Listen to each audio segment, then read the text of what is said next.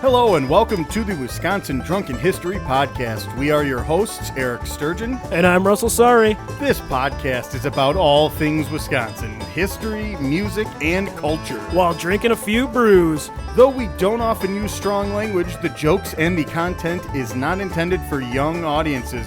Listener discretion is advised.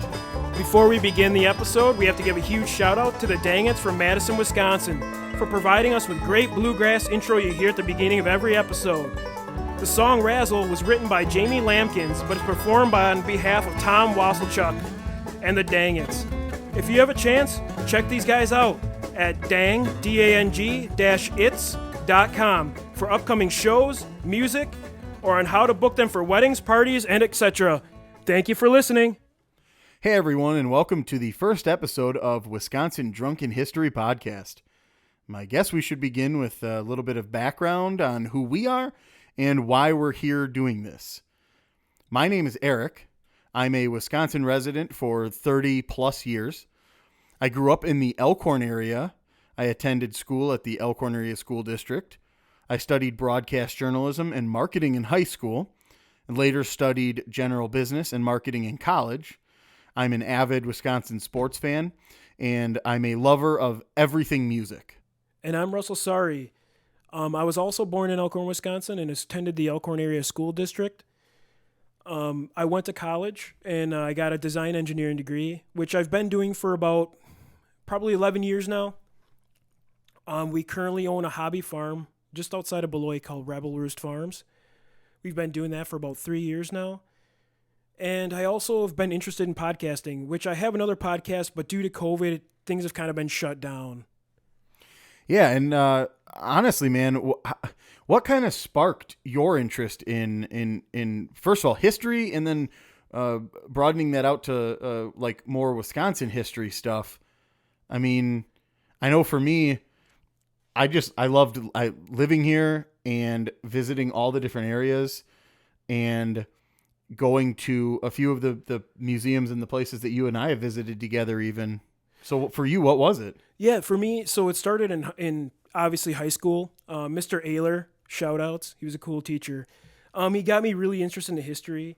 When I went to college, obviously I had to take main engineering credits, but when I could take filler courses, I'd always take history classes. I love history. One of the most notable ones for anybody attending UW currently is Native American history. It's a really great class, and it introduces you into things you wouldn't necessarily know normally.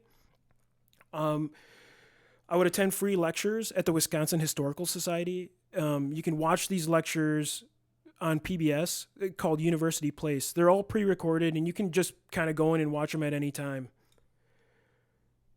And this is what led me digging deeper into many of these topics. Like you can go into archives, you can go into any town, you can go talk to people. And, you know, the History Channel was another one that got me interested. This is the old History Channel. We're talking Leonard Nimoy and George Clooney narrating, not this World War II only and this reality TV. Yeah, and none of the Ice Road Trucker stuff. Yeah, and so this kind of leads us to our podcast. We want to share our discoveries, and we want you to kind of hear what we have to say. Obviously, while having a couple brews. And classic. Yeah, it sounded pretty crisp. And yeah, this leads us to our podcast. It's one that was kind of broadcasted on University Place about Hurley, Wisconsin. And here we go. So here's our main story, Hurley, Wisconsin. The red light district of Wisconsin. Oh man, this episode's about to get greasier than a fried cheese curd. So my references I've used here to find many of the information was obviously University Place and the Wisconsin Historical Society. And one of my favorite references, obviously, is the old softcover, dusty, disgusting books. The one specifically I read in this case was Deep Woods Frontier by Theodore Karamansky. Deep Woods. There is much more details out there, but this is an overview of Hurley. Nobody wants to hear a 3-hour podcast, so I'm not going to go into it. But this is going to be kind of the overview, kind of the main things that happened throughout the town and the history of this dark thing. So I'm sure many of you have never heard of Hurley, Wisconsin. It's a very small town set in Iron County in the northeast corner of Wisconsin. It's bordering the Upper Peninsula of Michigan and is a few blocks away from Ironwood, Michigan. If you were to follow Silver Street, you're actually going to go right into Ironwood, Michigan. With a population that hovers about 1,500 people, for me personally, this place really holds a special place in my heart. My grandmother grew up in Saxon, Wisconsin. Her family were Finnish immigrants, along with my grandfather's family. The Finnish came here. I don't want to get too into it, but the Finnish came here because the climate was really the same, and it was the same type of farming, and they were used to doing this thing. We make homage every year, me and my girlfriend Rachel, to this area, and we indulge in the beauty. I mean, the place is beautiful, and we really don't want to deter you. This podcast is not to deter you from Hurley. We don't want to do that. And honestly, it's just to give you the background of it. It's not, it has nothing to do with saying that Hurley's a poor place to go to, or, this is all things that happened a while back. Yeah, the town sort of embraces this dark culture. It's not that they love it, but they also embrace it, and it's part of their history. But yeah, we also enjoy camping. We enjoy going to heritage sites in the area and really indulge in the beauty of the nature. It's very beautiful. There are many great things to do, and don't want to deter anybody. One of the things is the Iron Nugget Brewery Restaurant, the Silver Dollar Saloon, and Little Finland shout-outs. Waterfalls are everywhere, and the outdoor scenery is breathtaking. Hunting, fishing, you can do it all. This is kind of the other history of the town. It's a somewhat darker history, a darker past, but it's part of Hurley nonetheless. Hurley was named after M.A. Hurley, who was an attorney from Wausau, Wisconsin. He was sort of a hero to this area as he won a case against the Northern Chief Iron Company in 1884. It was originally called Glen Hurley, but after a year the first name was dropped and became just Hurley. This area is known for its iron mines and logging industry. And in fact, they still run a paper mill, which is in Ashland, which is about 45 minutes away from there. Hurley has one of the deepest iron mines on the planet. And Silver Street is the main strip that runs through town and is one of the main drags that run through the town of Hurley, and has many historic buildings that are still standing. And this is kind of where our story is taking place today. During the early turn of the century, man catchers, man, it sounds like a Hall & Oates cheesy She's song. a man catcher. Yeah, it's like a Dollar General version of that song. They would drive up and down Silver Street area where they would pick up people. These were called Hobo Lumberjacks. These people were just up there to make money, and that was pretty much it. This job was a difficult job because the camps up there were so many of them that keeping people was difficult because they could just skip and get another job. It wasn't like they had to stick to one. If they were mistreated, they're like, we're out of here. We're taking our money and we're leaving. And I don't want to go too far down the lumber industry because it's a huge rabbit hole and could be a completely another podcast all in itself. Right. All of northern Wisconsin at that time was really just lumberjacks. Yeah, I mean, there's a lot of wood going on. Deep woods. But yeah, the workers would spend weeks at these camps out in the woods and would save, a lot of money because there's nowhere to spend your money. You're working nonstop, 12-hour days. And then you would sleep in a barracks with other guys. And this is kind of where Hurley took off. What do you do when you have a pocket full of cash? You're tired of seeing dudes all the time. Where are you going to go? Yeah, and there's no Walmart either. You're going to Hurley, of course, and you're going to have a great time. So Hurley started gaining a reputation for prostitution, sex trafficking, gambling, fighting, and other substance abuse issues. Unlike bordellos, which housed the prostitution, Hurley women often did their business in the open in the saloons and bars. They were flaunting that stuff. I got to admit, Hurley back then kind of sounds like a Saturday night here now. Yeah, I mean, it sounds like a great time. I mean, fighting, prostitution, drinking. If I was alive during this time, I'm not going to lie, I was Finnish. I'd probably be working either in an iron mine or at a lumberjack camp. I mean, fit in right now. Yeah, I kind of looking a little lumberjacky today. Yeah. I got a beard and a COVID haircut. There you go. COVID haircut. That's not a haircut if you're all wondering. No, it's just kind of letting your hair go wild. You kind of look like a caveman. Yeah. But so these are all the claims I could find. There's probably many more out there, but all these are factual. They're from the Historical Society, and these are kind of how I want to share them in the timeline of how they happened. So the first case we came across was in 1889. Governor Rusk was forced to open an investigation into these claims and assigned Madison detective James Fielding. He interviewed more than 600 prostitutes. 600, I mean... There wasn't even that many people in the town, for crying out Right, loud. 600 of them were prostitutes, ladies of the night. 50% is the ladies of the evening in that town. And, you know, they did a very thorough investigation, but obviously it wasn't done well enough. Here's what he said. Here's what he's quoted as saying: "After all the thorough investigations made by myself and a vast deal of correspondence on the subject, I've been unable to arrive at any other conclusion except that there has been more smoke than fire. I'm convinced that no such deplorable and infamous condition of affair exists, and that there's no call for interference on the part of the state." In 1913, another special state commission was formed to crack down. I mean, it's getting wild. I mean, this is going on the entire time. Back during this time, you could be fined as, you know, for buying a prostitute. Males were fined $7.15, which it sounds like really cheap now. Yeah, but that's like a couple $100 then. Right. I mean, you're making $1 or less a day probably in these camps, which $1 goes a long way back then. Male gets fined $7.15 for the violation, and women $19.15. It's a significant amount of money, even for them. I mean, what they're trying to do is fine them so heavily that they can't get back into it. But what are you going to do to pay these fines? Probably get back into it. Exactly. Probably sell myself on the corner of Silver Street up there. And I mean, it probably did slow it down, and it does say in the book that some of it was slowed up. But in December 31st of 1921, in an effort to reduce the New Year's Eve partying and fighting on Silver Street, restraining orders were dished out to 29 local saloons. 29 in a small town. There's 29 saloons? Yeah. Wow. Federal agents who were dressed as lumberjacks had all visited the establishments that night and were served alcohol, which during this time Prohibition was going on. And the owners were forced to give evidence that they didn't commit these crimes. And obviously they couldn't. I mean, these investigators they're screwed. I mean, yeah. So on March 30th, all the bars were padlocked shut. But even this action did not stop anything. People in Hurley completely disregarded Prohibition. From the words of somebody only known as Old Jack, which is completely sketch. Dude, that is, yeah. I'm not trusting anybody named Old Jack. Yeah, right. I mean, he sounds like a really dingy dude.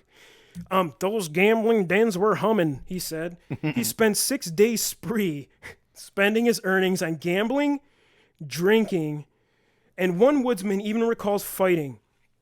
If you don't have 5 or 6 fights when you went to town, you didn't have a very good time. They loved to fight, but they fought according to the rules. They couldn't use a knife or anything like that. It was just hand-to-hand fighting. And Mel Frisk. Getting handsy here, Frisky. Yeah, he's getting a little wild. Hands off, buddy. He recalls they closed bars early, and you'd come in, and someone would have taken the door down after the bars have closed, nonetheless, and they would drink. Other times, the bartender was beat up and thrown out, and they would just end up serving themselves. Yeah. Imagine being at the Applebee's today and kicking the bartender out of the bar and just going to town on those, $5 whatever tornadoes. Buddy, I need a tornado. Yeah. Bow right to the door. Just kick that sucker down and get one of those hurricanes. Okay, and then so the next takes place during the 1930s and 40s. The area became known to gangsters, and it kind of became a resort haven and somewhere where they thrived because obviously the gambling, the drinking were taking place. They could make a little profit off it. And this wouldn't be the last time fibs crapped all over our state. We've honestly become Illinois' national park. Yeah, and just a side note, Miller Park is not Wrigley North. Exactly. And big names, actually, like Babyface Nelson, John Dillinger, and even Al Capone himself were known to be in this area to escape the heat. My grandmother, June, she was born in Saxon, but to get groceries back then, there were no grocery stores besides like the big towns. There was Ashland and Hurley were the two main ones. She would go into town with her mom, and her mom and dad would cover her eyes as they walked down to go shopping, because women openly flaunted themselves there. So her parents didn't want her to see these scantily dressed women, and obviously there were gangsters there. So these really nice cars and people dressed in, for the time period, probably $30 overcoat, which is insane. I mean, that's for a lumberjack, that's like a month's pay alone. In 1942, another cleansing would happen to Hurley. This one was led by State Treasurer John M. Smith and John W. Roach. Smith and Roach. It sounds like a really Smith and Roach. It sounds like a really cheap, greasy lawyer firm. Yeah, they're not getting hired. And they worked on behalf of the Treasury Beverage Tax Division. And you know when Uncle Sam gets involved, there's going to be some problems, because this is now getting to a federal level.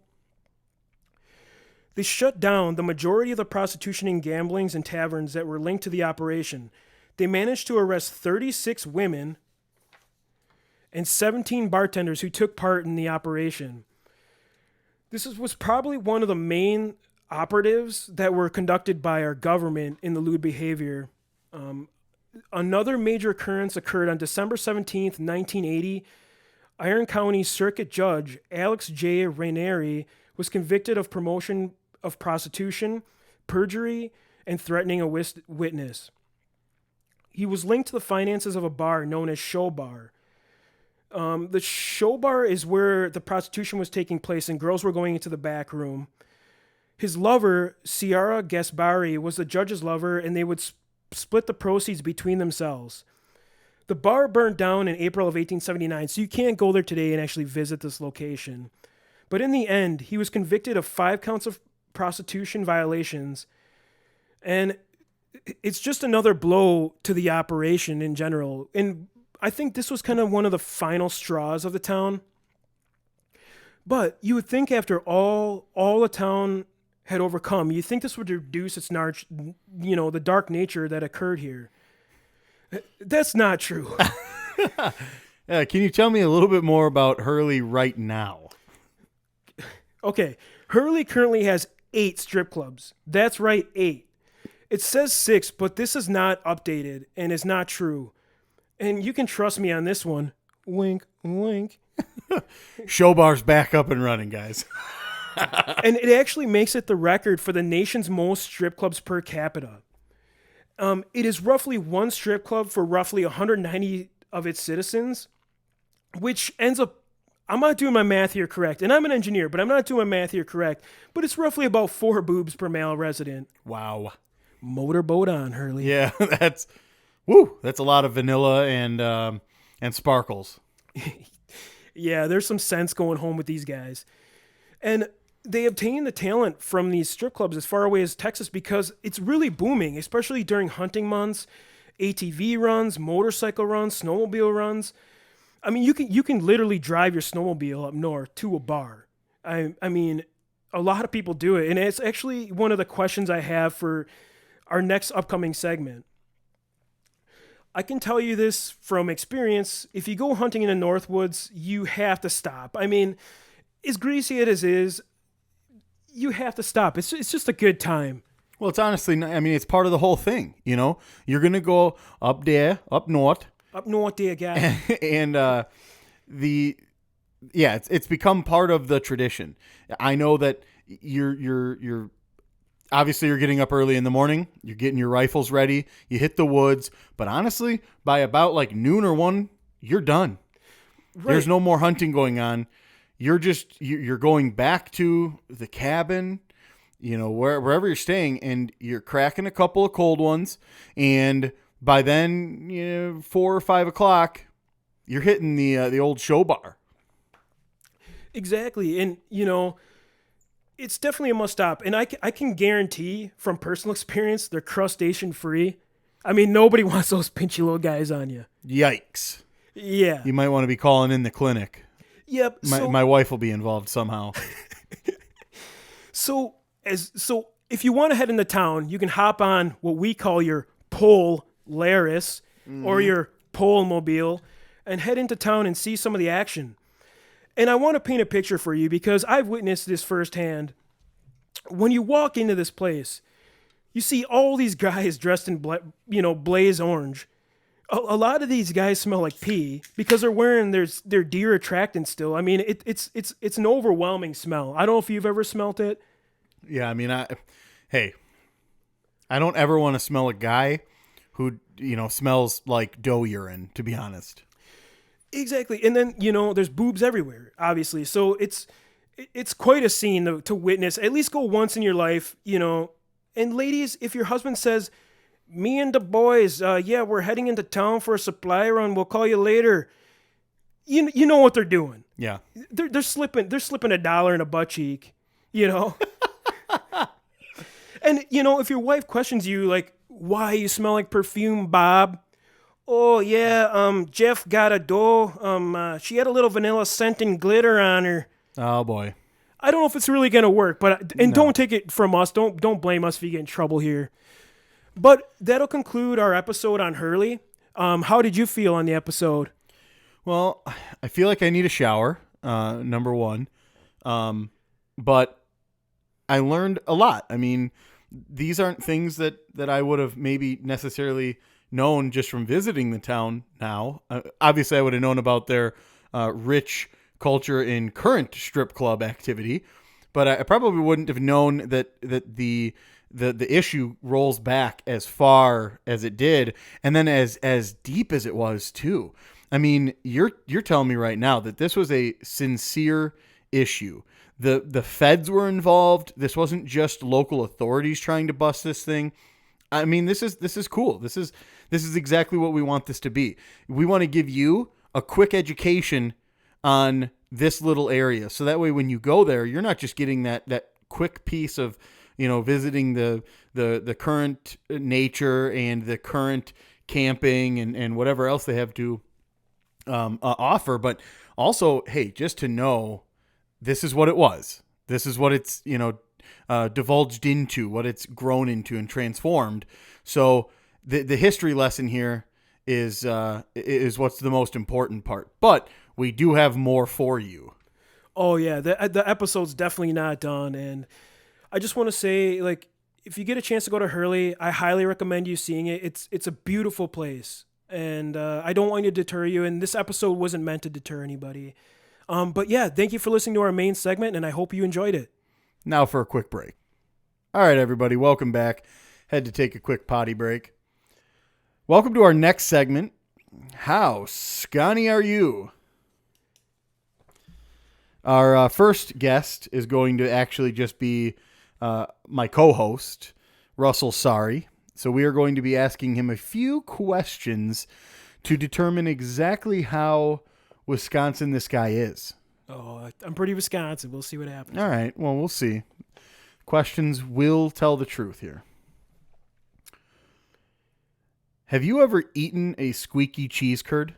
Oh yeah. I mean, we go to Decatur like once a month, so I get the squeakiest of the curds. Absolutely. Have you been to a Packers game at Lambeau Field? Oh, twice in my life. It's hard to get a ticket nowadays, but I've been there. Yeah, I'll break in really quick. I went to the second coldest Packer game in Lambeau history, which was against the 49ers. Maybe it was 2011. I might be wrong on that, but it was a playoff game against the 49ers with obviously Colin Kaepernick. But that was that was an event, man. Dude, they cover the floor of the whole stadium in like styrofoam, and then they put styrofoam and like cardboard on the seats and the backs, and then they hand out hand warmers at the gates when you get in, and they give you like 2 cups of free hot chocolate or coffee during the game. It's nuts. They really take care of you. But I digress. Have you ever rocked a cheese head or cheese hat or a cheese item? Oh, I rocked a cheese hat. Dude, I'd wear a freaking cheese thong. I love Wisconsin. Yeah. Absolutely. Cheese bra for sure for me. You got to keep these babies up.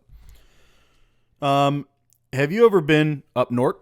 Oh, I've been up north. I've been all the way to the furthest north city, which is it's actually a town called Cornucopia.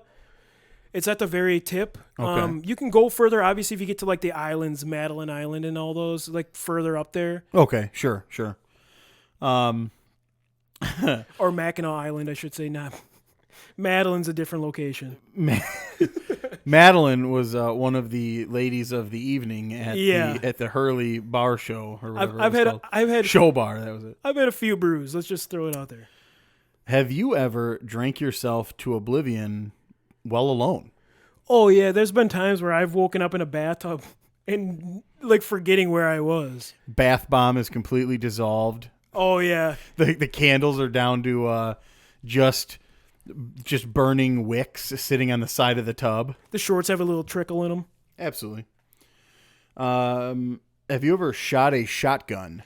Yeah, actually, I have one of my own. I'm not a huge hunter, but I do like to shoot my shotgun once in a while.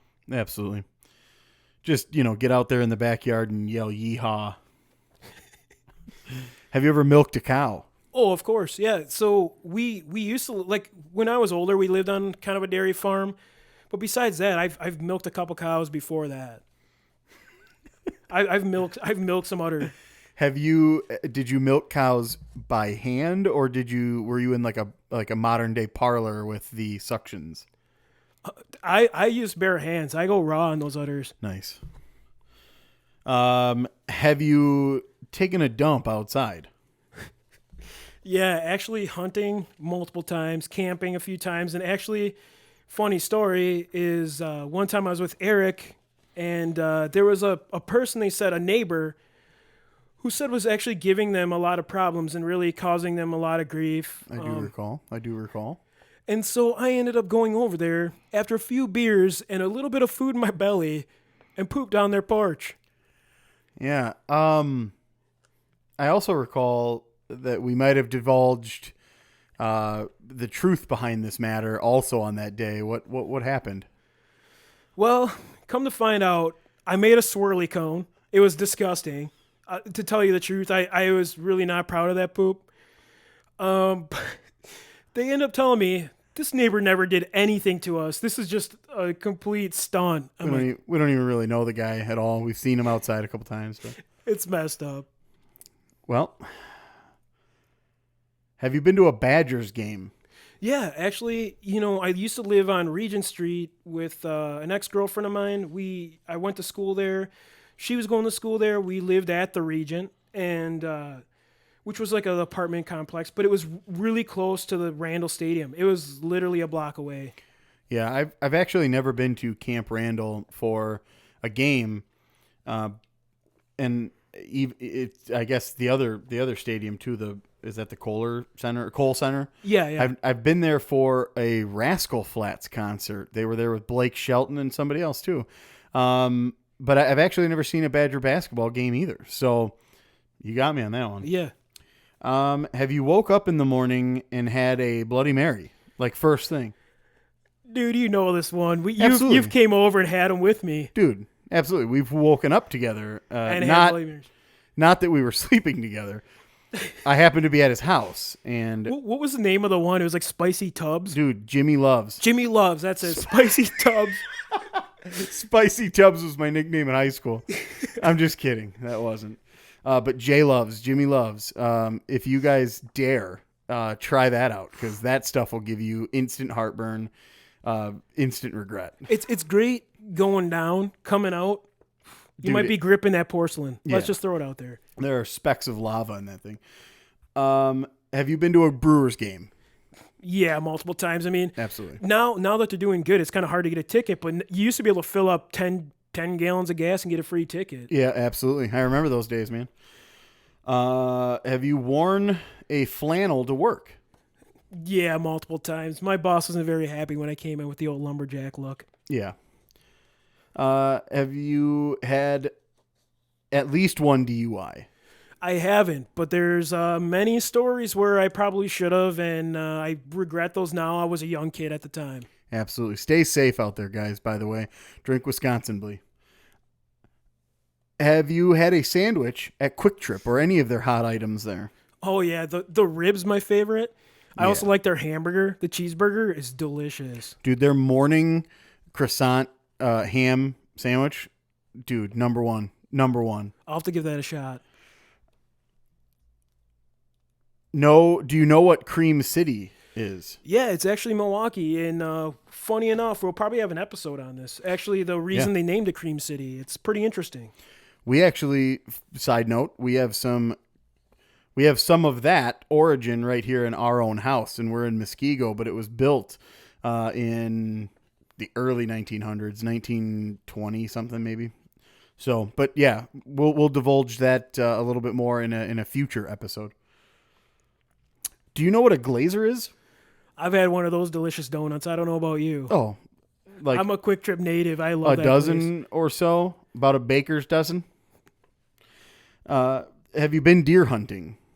Yeah, I used to go with my dad and grandpa as a kid, and I remember going up there listening to like old country western tracks. Yep, absolutely, man. Oh, here we go. Have you drank a whole 12 pack of Miller by yourself? Any Miller by yourself? Yeah, it's good that you say that because Miller Lite, yes. But if you were to probably go harder like an MGD, I don't think I'd survive. Yeah, and I would imagine too that you want to stick to the lighter stuff if you're going to go heavy.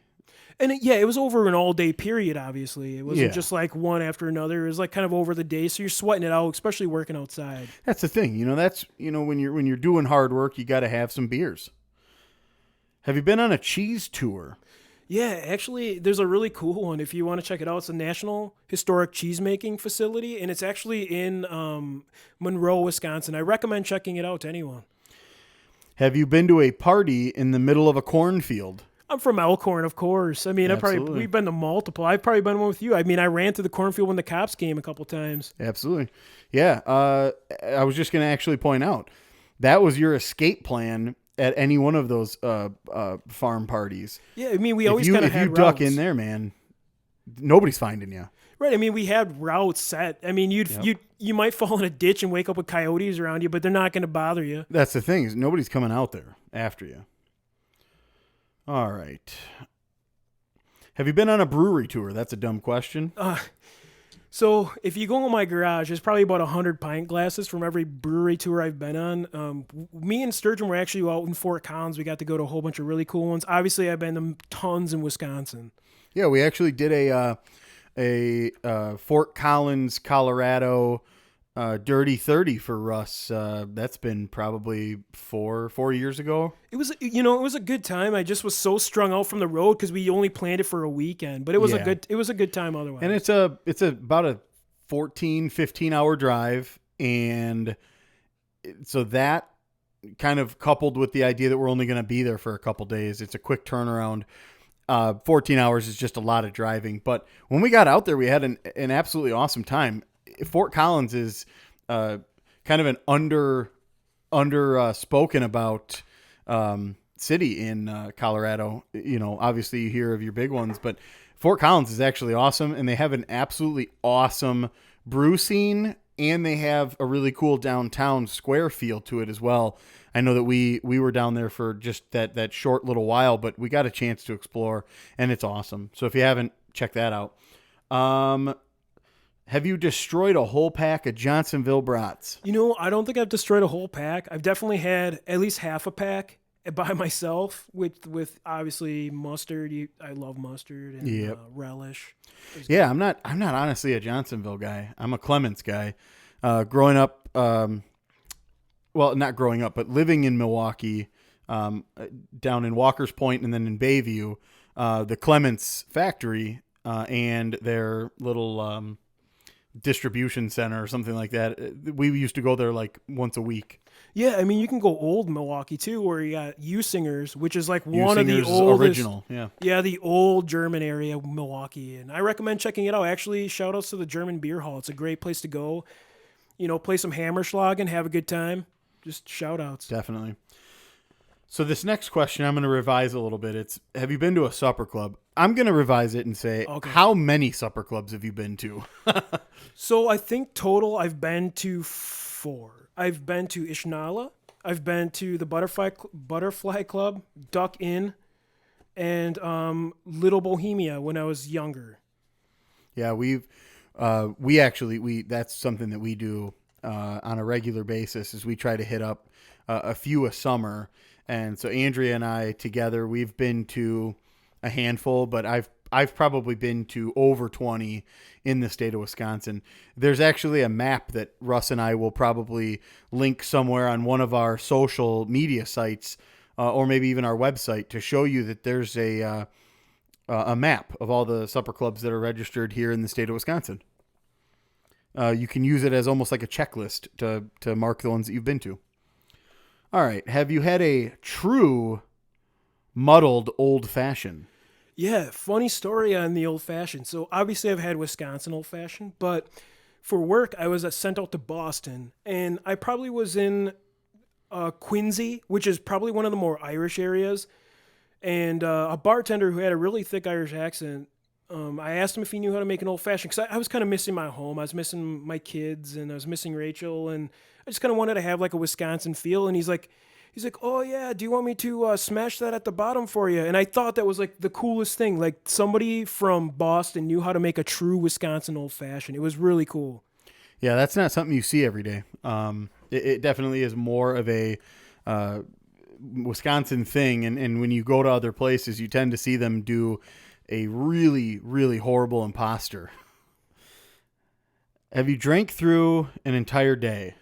Oh yeah, starting early. I mean, we work on a farm, so sometimes it's a long day. I mean, we installed some steel roofs, started at 6 a.m. and ended up at 9 at night and passed out. Yeah, I mean, I got to be honest. How can you drink all day if you don't start in the morning? That's Right. Classic saying, right? Have you stood outside as a tornado warning was going off? Yeah, as a true Wisconsin dad, I follow the footsteps of my dad and my grandfather who did the same thing. I mean, you would see the worst weather, like things would be blowing, like there'd be a hail stain just flying past your house, and my dad would still be standing outside. Well, that's the key, man. You obviously yell at the entire family, get downstairs, take shelter, do whatever you got to do. And then the next move you make is to get outside, front porch, do whatever you can, grab a cold one, and you just watch it happen. And if you're close enough, you wave at the next door neighbor because he's doing the same damn thing. Yeah, I mean, like you have a flannel on, and instantly the wind is blowing so hard, you're a Magic Mike. It rips right off. Yeah, absolutely. And yeah, let's just say that's poor sight right there. Do you know what a fib is? FIB. Of course. Like I said in the episode, our state has really become like the Illinois National Park. I mean, those people come up here, and not all of them are bad. Like some of them are really respectable, but a lot of times they destroy the national parks and stuff. It's really frustrating, honestly, in my opinion, but I don't know about you. I believe that Illinois is the armpit of the entire United States. They're garbage. I do not like Illinois at all. So I got a question for you before we continue on. Do you know what the attraction is with Lake Geneva? I've never understood it my whole life. No, and obviously Russ and I both grew up in Elkhorn, which is a short 10-minute drive down Highway 12 to Lake Geneva. There really isn't any. I mean, obviously there's hundreds, if not thousands, of people on any given weekend, but there's not really anything to do. It's really similar to the town of Elkhorn, where there's a few shops and things, but I mean, shit, if you've seen them once, you've seen them all. I mean, there's no reason to be there. So yeah, I mean, the attraction, and I know that this was actually, this was news recently with the COVID stuff, that as soon as Wisconsin opened, they actually sent somebody from CNN to Lake Geneva to talk about how there was like hundreds, if not thousands, of people walking around, and like one person had a face mask on. Nobody was trying to do anything to limit their exposure. All right. Have you been to a tractor pull or a truck pull even? Yeah, I've been to both. I used to go with my grandpa as a little boy. Shout outs, R.I.P. Lon, I love you. But yeah, I've been to multiple. All right. And have you been to a Milwaukee Bucks game? Of course, I love the Bucks. I mean, they've had a few disappointing seasons, but I'm always a Wisconsin fan. Anything Wisconsin through and through. Definitely. My wife and I are half season ticket holders for this season. Kind of screwed us over a little bit with COVID, and we're going to get like a refund on about 5 games, and we won't be able to do anything with the postseason like we thought. But hopefully the NBA actually continues the season just for the playoffs alone. That'd be awesome. Final question here. Have you driven a snowmobile to a bar? Yeah. Yeah, so up north, I've been to a few. Trails End, one of them. But yeah, I've definitely done that. Dude, hands down. Yeah, I mean, I can't say that I have I haven't gone to a bar on a snowmobile, but I've been to a bunch of bars where in the winter that's something that you see more commonly than not. Either somebody coming in with their full Arctic Cat jacket and snow pants and all that stuff that they need to get completely undressed before they sit down, or when you pull into a parking lot of a bar that there's more snowmobiles than there are vehicles, regular vehicle, road vehicles. So that's definitely a very common thing. So we're going to move right into our next segment, which is how many locos you at? Yeah, so this segment, it's kind of an inside joke between us. I used to live with a roommate, Mike, and we would kind of guess like how many locos you at, where we drink 4 locos. So for example, like if you have 2 locos, you're at an 8 loco. Like you're like an 8 loco for me is maxed out. If I hit a 12 loco, there's gonna be a story to tell the next day. Yeah, and honestly, you'll need the story to kind of fill in the gaps that you're missing, because if you're at that many loco, you definitely have hit blackout stage. Yeah, it's bad news bears. And so basically what we're going to do, we're going to read a local news article, like kind of a messed up news article to tell you the truth, and we're going to try to guess how many locos it would take you to get to this point. So this lovely tale comes from us from September of 2012. It's a love story of sorts between man and couch. This lovely tale begins with a Waukesha resident, age 47. And we're not going to use names because you can go on public record and find this. I don't want to bring any more shame to the guy. It's pretty embarrassing. Yeah.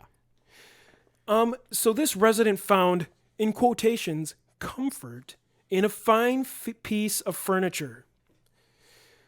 Honestly, it's taking the term Loveseat a little too literal. Yeah, I've slept on the couch, but I've never slept with the couch. He was discovered by an off-duty Waukesha officer, and in the police record, the officer wrote, and I quote, "He began thrusting his pelvic area against the cushions and trying to sexually gratify himself by rubbing his penis between the 2 cushions.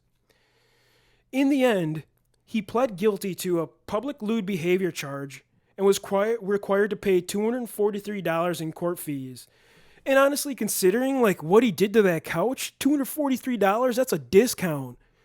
But he not only was charged the fine, but he also had a court stipulation that says he cannot own or be in possession of pornography.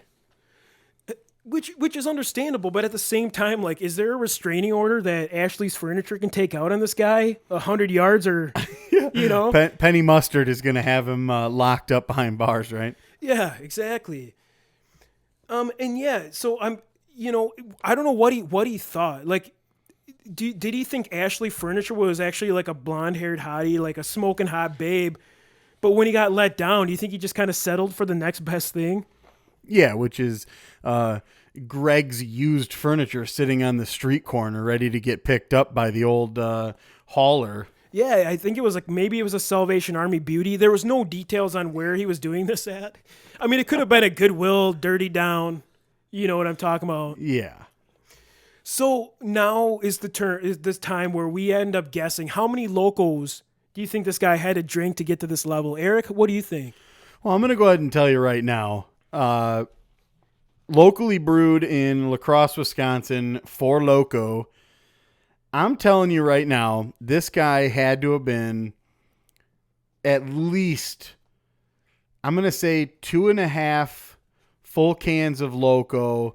So he must have been about a 10.5 Loco. 10.5 Loco? Yeah, kind of what I was thinking. I was thinking more along the lines of, he might have been at a 3-canner. I mean, if you have a 3-can, you're going to have a bad time. And this guy definitely had a bad time.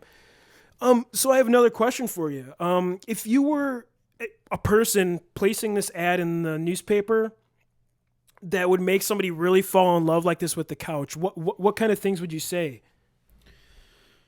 Well, I might go with gently used couch, beautifully carved legs, solid core, curvaceous look, denim fabric with cushions tightly pressed into it. Man, you got me randy after that. I might have to stop at Steinhoff's on the way home, buddy. Yeah, definitely. I might be in the newspaper tomorrow. Keep an eye out. This next segment is actually a local music segment. We feature local artists in Wisconsin. It's a hard thing to get your music recognized in the Midwest, and so this is our tribute to these musicians. So this artist coming up, he's a very good friend of both of us. His name is Sam Arneson. We literally love this guy. We've both been in bands with him. I was in Drop Dead Dream along with Eric. Yeah. I was also in So Radio with him and Ryan Garcia. Yeah. And but this one is actually from his current band, Samso.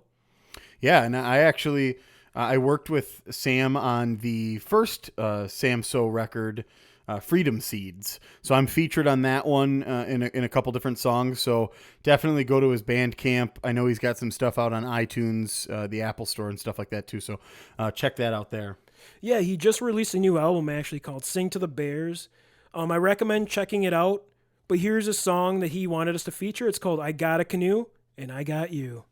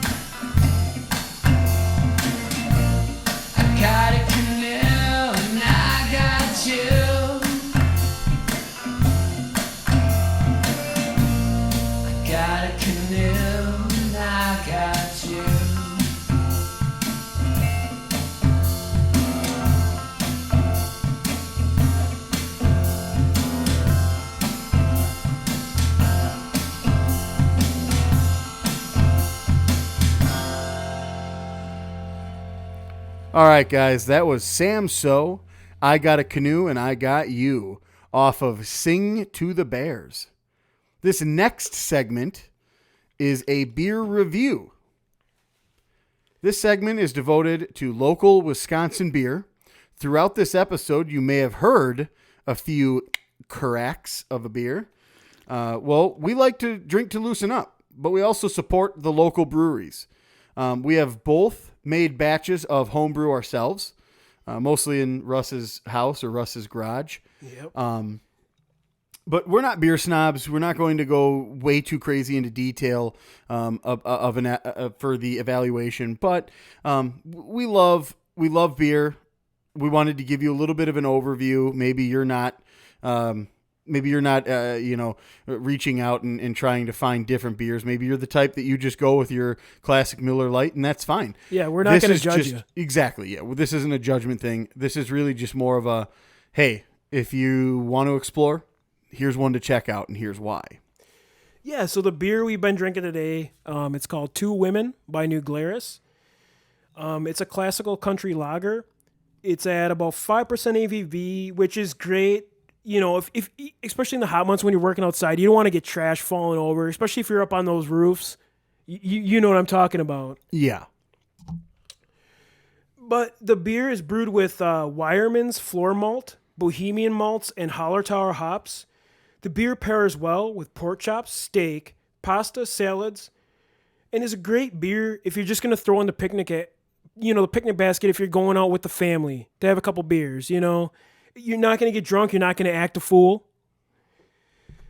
And it also pairs well. So if you're into cheese, which I'm huge into cheese, I don't know about you, Eric, but I love cheese. Oh, yep. I think about my cheese before I think about the rest of the meal.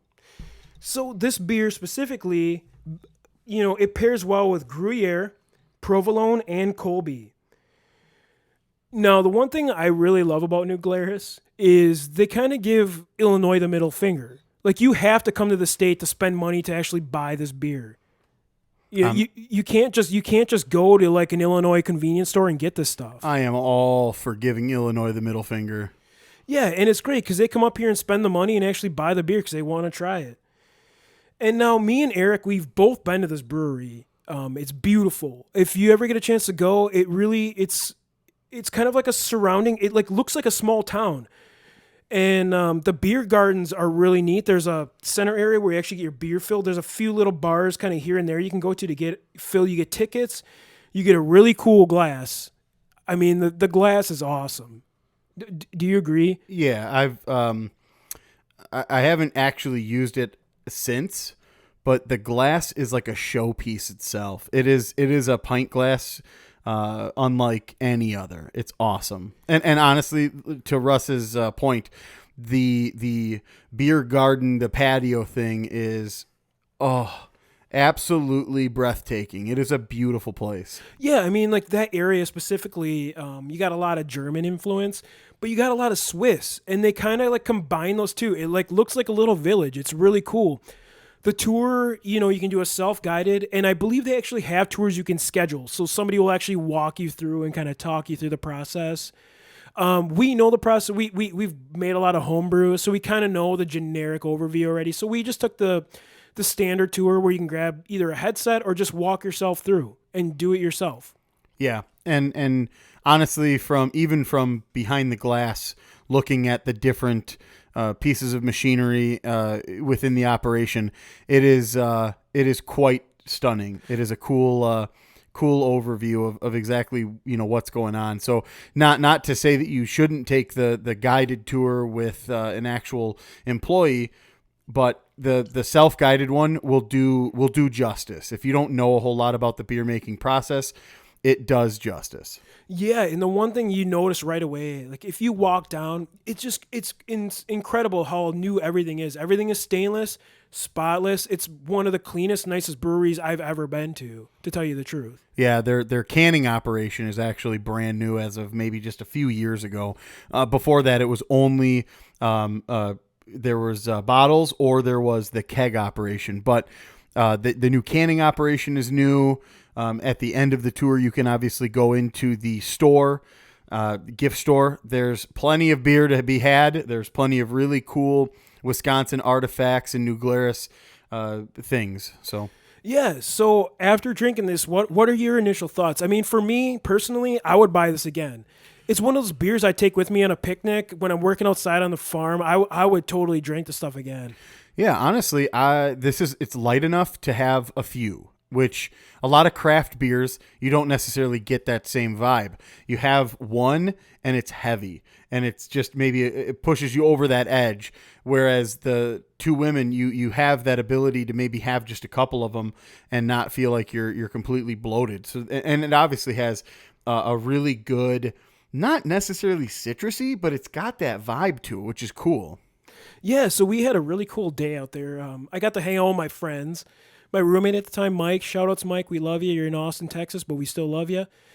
But yeah, we had a great day out there, and you have to tell the story. So there was a little petite blonde working behind the bar, and how did you end up ordering your beer, Eric?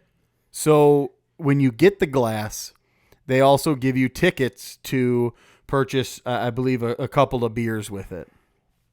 And on the back patio, they have a couple of little lemonade huts, if you will, where they're distributing a few different beers on tap. Well, we walked up to the one, and I handed the lady my ticket, and I said, yeah, I'll take 2 women, and I'll also have a beer.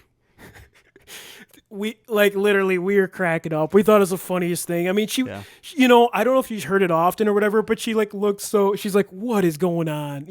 She just kind of walked away from us, but I was laughing. I had tears in my eyes. It was such a great time. I had so much fun with my friends. It seemed like the response of complete disapproval. So yeah, but overall, we recommend you checking out New Glarus. If you get a chance, check out their brewery, check out their website, check out their beers. Come to Wisconsin, grab it. Yeah, and that's it. We love this beer. I mean, I have nothing else to say. What about you, Eric?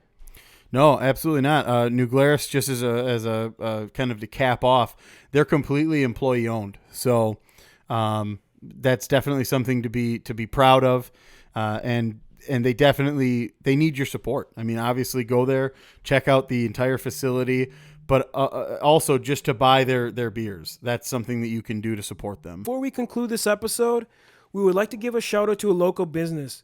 Please support your local farms and farmers. I'm giving a shout out to a Facebook group this time, and I hope you will all join it. It's called Farm Direct Wisconsin. You can buy all your food directly from farmers and cut out the middleman, which is nice because you don't have to deal with a grocery store. And just know, especially during this time period, it's really hard for them, with the food chains being destroyed and everything, to get their product out there and actually make money. So you can go directly to farms through this site. It's really nice. We use it all the time. We sell vegetables, eggs, whatever we can come up with. But also, if you purchase milk in your store, please buy Wisconsin milk. And if you want to know how you know if it's Wisconsin milk, please look at the serial number. There'll be a number on the top of the carton. Don't buy 17-. That's Illinois. Don't buy it. Buy the 55- number. You'll know it's Wisconsin then. Just look for the 55 number. All right. That concludes this episode of Wisconsin Drunken History Podcast. If you enjoyed this vulgar display of Wisconsin, we recommend you subscribe via SoundCloud, Apple Podcast, Google Play, Spotify, Stitcher, and TuneIn. Also, leave us a review on any one of those above-mentioned sites, and we can read one at the end of every show.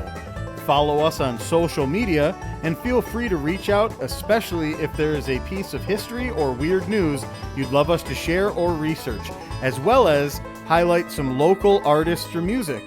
Our website is projectcapestudio.com. I'd also like to thank my friend and past coworker, Steph Skiback, for providing us with awesome podcast cover art, as well as the Dangits for intro and outro music, and all of you for listening. As always, Watch out for deer on the way home.